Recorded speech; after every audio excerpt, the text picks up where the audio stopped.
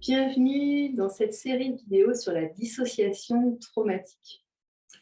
Dans cette première vidéo, on va voir comment fonctionne la dissociation traumatique, principalement les réactions au niveau du cerveau et sur l'ensemble du corps. Dans une prochaine vidéo, je vous parlerai des impacts sur la santé.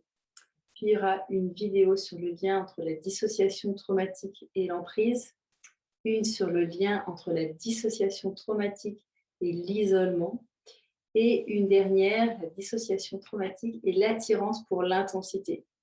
Et pour finir cette série de vidéos sur la dissociation traumatique, je vous proposerai un webinaire questions-réponses où vous pourrez poser soit des questions de compréhension sur l'ensemble de cette série, mais aussi des questions plus personnelles pour mieux comprendre peut-être vos états dissociatifs ou celles de dissociation de personnes de votre entourage.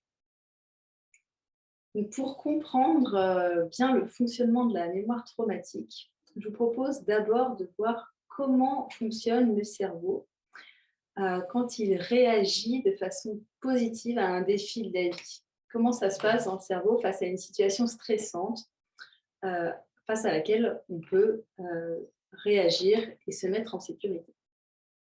Donc, regardons un schéma du cerveau.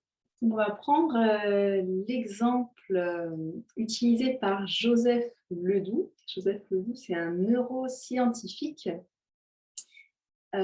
qui a créé un centre de recherche sur la peur et l'anxiété et qui explique ce qu'il appelle le double circuit de la peur. Et donc, on comprend bien avec son exemple d'un promeneur qui marche dans la forêt et qui rencontre un serpent. Donc, qu'est-ce qui se passe? Il y a une information sensorielle, l'image du serpent, qui arrive dans le centre du cerveau vers le thalamus, qui fonctionne un petit peu comme un relais d'informations. Toutes les informations qu'on capte, les informations sensorielles, passent par le thalamus qui les envoie là où ça lui semble pertinent.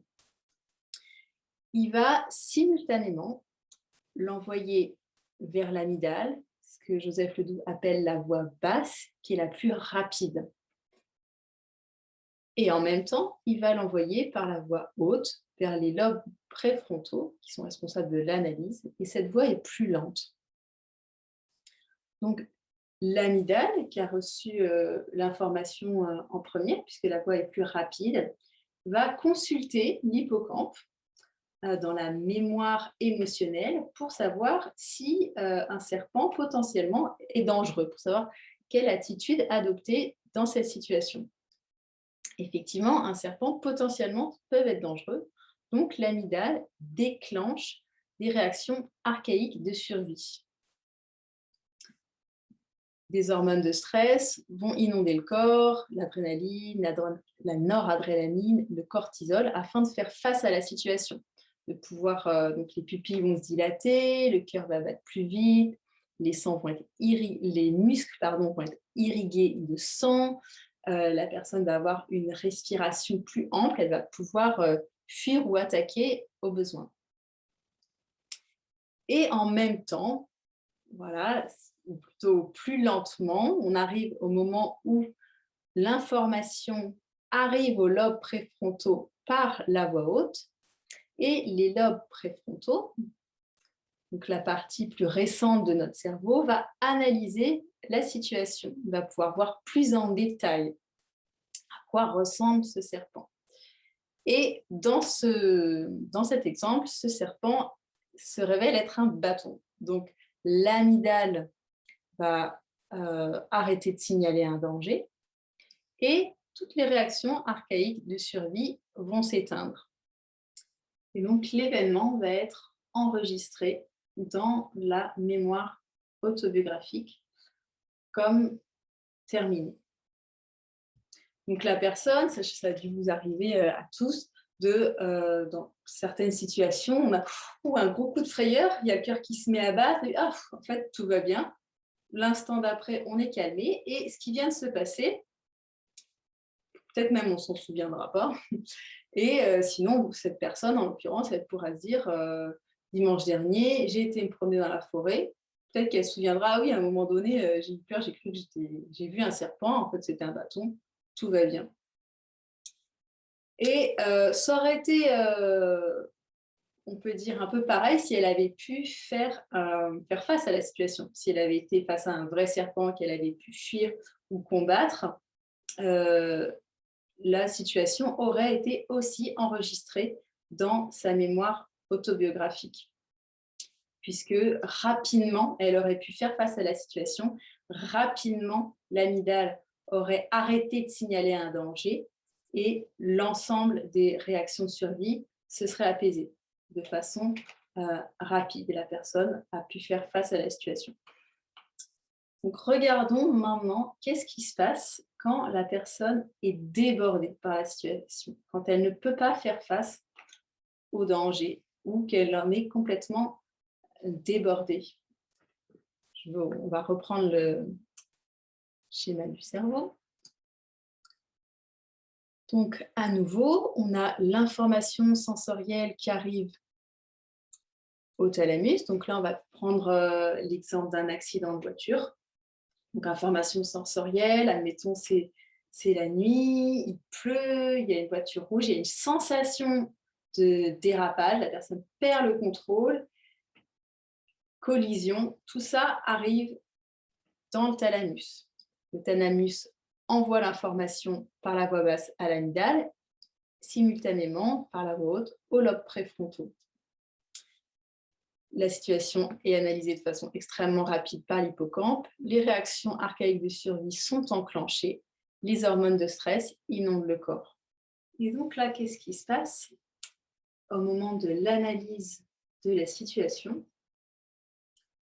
Il n'y a pas de possibilité d'agir sur la situation afin de prévenir le danger. Du coup, les hormones de stress qui sont en train d'inonder le corps vont commencer à être potentiellement dangereuses pour la personne. En effet, l'adrénaline et la noradrénaline à haute dose peuvent provoquer une crise cardiaque et le cortisol est neurotoxique pour le cerveau. Donc, si la personne qui est inondée de ces hormones de stress ne peut pas mettre son corps en action pour utiliser toute cette charge hormonale pour se mettre en sécurité, ça devient dangereux. Donc, qu'est-ce qui se passe? Le thalamus se bloque et des liaisons neuronales sont brisées entre le thalamus et les lobes préfrontaux. C'est plus le moment d'analyser la situation. L'analyse de la situation devient dangereuse. Elle est à stopper. Et à ce moment-là, il y a une réaction plus ultime de survie qui se met en place, une réaction de figement, et des hormones anesthésiantes prennent le relais. Selon les situations, ça peut se faire en même temps. Typiquement, dans les accidents de voiture, si la personne est blessée, elle va avoir suffisamment d'hormones de stress pour pouvoir sortir du véhicule, courir, se mettre en sécurité, et en même temps, elle va avoir les hormones anesthésiantes qui fait qu'elle ne va pas sentir la douleur, même si elle est blessée. Et qu'est-ce qui se passe à ce moment-là? Comme le thalamus a bloqué, l'événement, il est enregistré sous forme de fragments isolés. Il ne va pas être enregistré comme terminé dans la mémoire autobiographique. Et l'amygdale va être enquistée. Mais à aucun moment, elle va arrêter de signaler que le danger est terminé. Donc, cet ensemble à la fois l'anesthésie corporelle, émotionnelle, l'enregistrement de l'événement dans la mémoire émotionnelle sous forme de fragments isolés et l'enquistement de l'amygdale, ces trois choses vont former la dissociation traumatique. Donc, concrètement, la dissociation traumatique, c'est vraiment lié à cet état de figement, à ces zones, à ces hormones anesthésiantes qui ont envahi le corps. Ça peut être à des doses différentes. Il y a une sidération. La personne peut aller jusqu'à être totalement spectatrice de l'événement, ne pas se rendre compte que l'événement est en train de lui arriver à elle-même. Elle ne sent plus ni ses émotions, ni ses sensations. Ça peut lui sauver la vie, comme on a vu dans le cas d'un accident de voiture, où elle va pouvoir fuir sans sentir la douleur. Ça peut lui sauver la vie dans les cas d'agression, où c'est la réaction qui va permettre de protéger sa vie. De toute façon, la dissociation traumatique se met en place de façon très archaïque. C'est le cerveau, notre instinct, qui détermine que c'est la réponse de survie la plus adaptée. Et on a vu aussi que c'était une réaction de survie pour ne pas subir une attaque cardiaque ou trop de toxicité dans le cerveau. La dissociation traumatique, c'est vraiment un mécanisme pour nous protéger, un mécanisme de survie. Et qu'est-ce qui va se passer? C'est que la personne, elle va pouvoir rester anesthésiée, en fait, donc dissociée, donc ne plus sentir ses sensations, ses émotions coupées de son corps. En réalité, il y a vraiment une rupture entre le corps et l'esprit. Les sensations, les émotions ne vont plus arriver au cerveau. Et on a vu aussi qu'il y avait des liaisons brisées du thalamus vers les lobes préfrontaux. Et les lobes préfrontaux, ils sont responsables de l'analyse fine, mais aussi de la conscience qu'on a de nous-mêmes, aussi de l'empathie, donc des interactions fines aussi par rapport aux autres, à la fois l'empathie, mais c'est basé en fait sur la même chose, c'est-à-dire comment analyser de façon fine les réactions émotionnelles, principalement qui vont s'exprimer au niveau du visage de la personne. Toute cette capacité de pouvoir ressentir ce qui se passe chez l'autre va être altérée, et aussi la conscience qu'on a de nous-mêmes. Donc, il va y avoir moins de capacité à sentir son corps et ses émotions, moins de capacité à avoir conscience de soi. Il y a aussi une détérioration de la mémoire, c'est-à-dire que cet événement ne va pas, comme on l'a vu, être enregistré dans la mémoire autobiographique. La personne ne va pas réaliser qu'il est terminé. Peut-être que rationnellement, elle va le savoir, mais son corps ne le sent pas.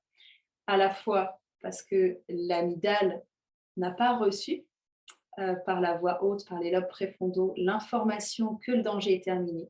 Donc l'amygdale va rester active. Alors certes, elle va être enquistée, elle va le dire moins fort, mais elle va constamment informer d'un danger imminent. Ça va générer de l'anxiété généralisée.